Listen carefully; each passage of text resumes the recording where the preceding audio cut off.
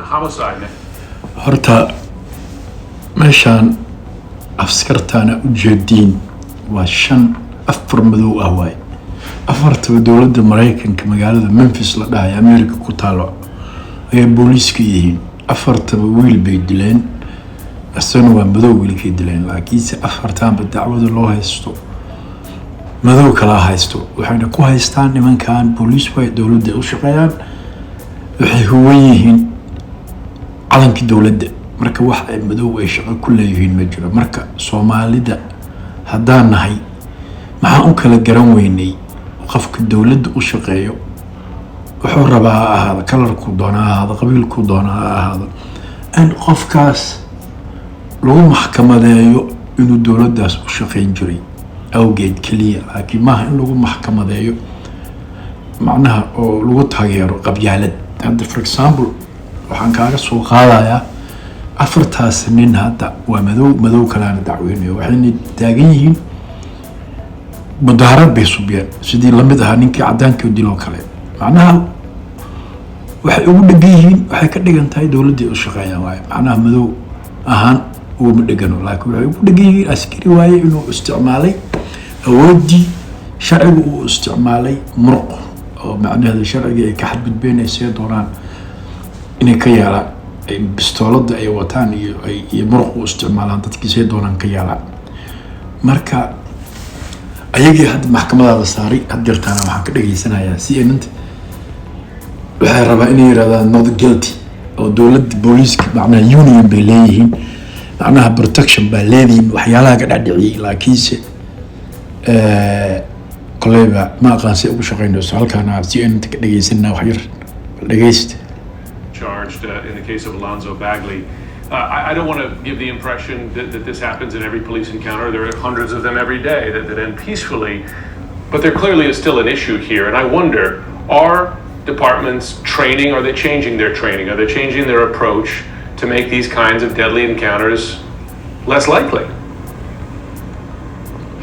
Well, that's a great question, Jim. And after talking to my colleagues across the country, I know that this is the single most important thing. hadda marka aniga arrintan waxaan ku keenay Soomaaliya dad badan oo waxaa jira dowladda Maxamed Siyaad Barre u shaqeynayay oo dambiye ka geystay Soomaaliya oo waxaa ka mid ah ina kaahin oo naloo sheegaya hadda inuu laascaanood u yahay wasiirka arrimaha gudaha Soomaaliland inuu yahay Muuse Biixi baa ka mid ah inuu u shaqeynayay dowladda Siyaad Barre waxaa ka mid ah Silaanyo oo madaxweynihii hore ah adiga you name it waxaan u ahaa cigaal Allah u naxariisto dad badan baa u shaqeynayay saasoo tahayna wax maxkamadoo la soo taagay ma jiro oo maanta waa mujaahid oo kaasa Muuse Biixi waa mujaahid dad buu yahay marka Soomaaliya u maleynaa inay xaq helayso ilaa ay adduunka gudoomayo unless ay kooda xun ay iska dhex saaraan intay kooda xun oo ku dhex jira laakiin ay taageerayaan aniga maxay ka dhacdhicinaysaa walaalo macaano ya aniga maxay ka dhacdhicin kartaa ii sheeg adiga waxay abaa ku soo sheegay iyo xaq darada aad ku taageeraysa tee ani say igu sheegaysaa marka ninkeygana ugu sheegaysaa tuke dambi buu galay Siyaad Barre u shaqeynayay oo Muuse Biixi Siyaad Barre u shaqeynayay maxkamad lama saaray qabiilkiisa difaacayo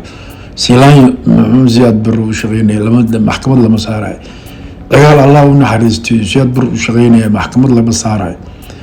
tukana maxkamad saar baa iga dhacdhicinaysaa ana iga dhacdhicinaysaa wala tukan maxkamad saar haye oo waxa ii soo wadanaysaa horgale magaciisa la yiraahdo oo sidii ay u qeeliyo maxaa magaciisa dhigo koore maala Ali koore baba ka taagay ninkaas niyo baba sidii geeliyo kale ka surateen ninkaas oo kala noo soo wadanaysin xataa aan dadkiisii aan dhahaynin u jacsiyeynay wuxuu la soo boodaya qaranka war qaranka ninka hogaaminaya soo mujid askartaan u lamid askartaan maxkamad baa la soo taagay Mareykanka dambi bay ka galeen afmay madow dilay ayagu waa madow marka calanka inay ku gambadaan Mareykanka ma dhacayso sababta dowladda u shaqeeyaan dowladda ka mas'uula dadkii madowga laga dilay mudaharaad bay sameeyeen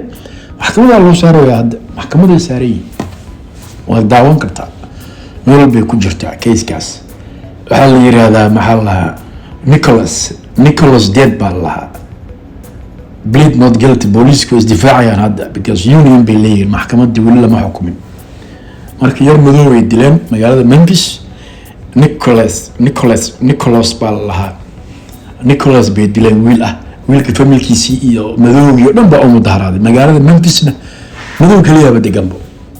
waa caasimadii hore oo Nashville Tennessee bay ahaan jirtay marka magaaladaasna idinka koleyba dadkii Mareykanka jooga un baa yaqaano dadka Canada xitaa jooga ma yaqaanaan Memphis waxay tahay waa magaalo kamid ah sida Soomaaliya oo kala qayb kamid ah marka laakiin dadka Mareykanka jooga un baa yaqaano arrinta qusaysa dadka Soomaaliya jooga xitaa ma qusayso marka waxaan u sheegayaa Soomaalida in ay gartaan xaqa wax la yiraahdo marka tan oo kale waa inaa garatiin nimanka hadda dowladda u shaqeeyaan dowladda Mareykanka u shaqeeyaan maxkamadda Mareykanka na saarayso laakiin si hadda itiraadid ka waran aniga inta hebel cali kooro kale ii soo wadaatid anigi guilty iga dhigay isagii guilty iska dhigay oo dadkiisana maxkamad la saaray oo dadkiisa la leeyahay dadka ugu dambi bay galaan anaga naxsuuqeen la leeyahay waxa waay tuko kale maxkamada saarayna oo naxsuuqay silaaya ku dhahay ka waran muuse bixi baa ku dhahay dad asaga soo xasuuqay qofka list wax ku sheegay qof wax soo xasuuqay nadiiha waa la garan laakiin wax soo xasuuqay ba amar suusi oo dhahay dadka kaas tuki waa naxsuuqay maxkamad baan saarayna waan dacweynayna marka ninka dacweynay oo asagii maahan aan dambi gelin oo innocent ah marka Soomaaliya hal ma helayso ilaa xaq darrada ay socoto mana imaan doona xaq marka arrintaas aan falaqeynaya maanta sidaas iyo nabadgelyo